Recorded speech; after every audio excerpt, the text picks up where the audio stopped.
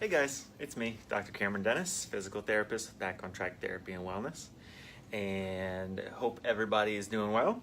I wanted to talk briefly about running in the heat. So it's summertime here in the United States, and yesterday was 93 degrees. And so what did I decide to do? I thought it necessary to go out and do my long run because I wasn't able to do it Saturday. I was sort of one day behind this entire week with my training program.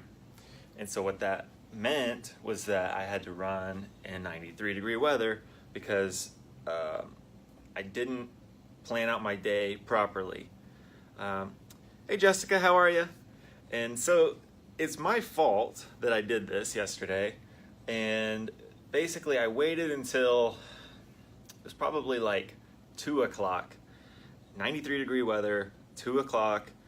The sun was beaten down. I really should have, looking back, I really should have either run in the morning or run in the afternoon, because just going through that run was miserable.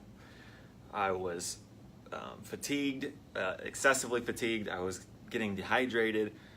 My feet were starting to go numb. My toes, my hands were starting to go numb. And I felt way more out of breath than I normally would have. So it really was not a smart thing for me, and that's definitely a lesson that I learned myself.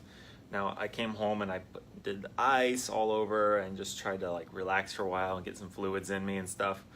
But learn from my mistakes. Don't do these things on your own, right? So what I should have done is waited until the afternoon when it was cooler, or if I didn't have time for it, I should have waited until today and tried again to run in the morning or the afternoon.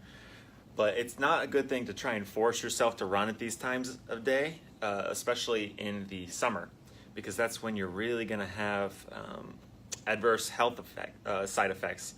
And that can range from either just discomfort and dehydration to even heat strokes. So it's definitely important. Now, one thing that I did do that helped quite a bit was there's a fountain actually in this park that I was running. Unfortunately, there wasn't a lot of trees and shade, and it was on this black top that I was running on. So basically, I could feel the heat coming up off the blacktop through my shoes. So basically what I did was I ran in the grass, and that did help quite a bit with the heat.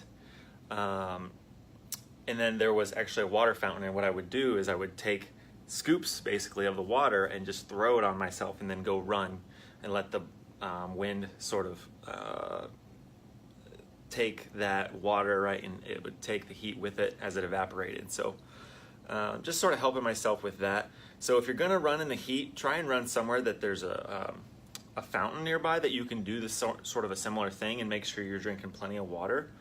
And try and stay close to home, or at least somewhere that people will see you if something does happen. I wouldn't go off in 93-degree weather without proper glucose, without proper nutrition, or fluids, just because something could potentially happen. And you know, if you're somewhere that no one can see you and no one can kind of know where you're at exactly, something bad can happen and you might not survive. So it really is that important. So don't do what I did.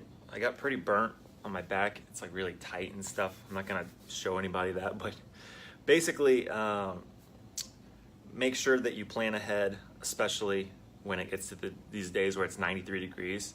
Honestly, I couldn't believe it. I didn't realize it was gonna be so hot.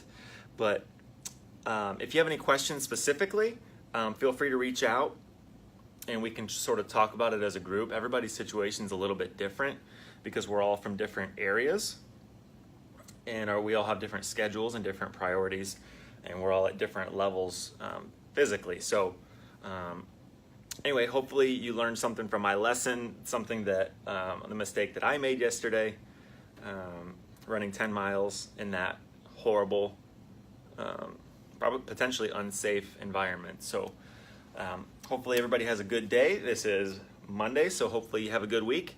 And once again, this is Dr. Cameron Dennis, and I will talk to you soon. Thanks.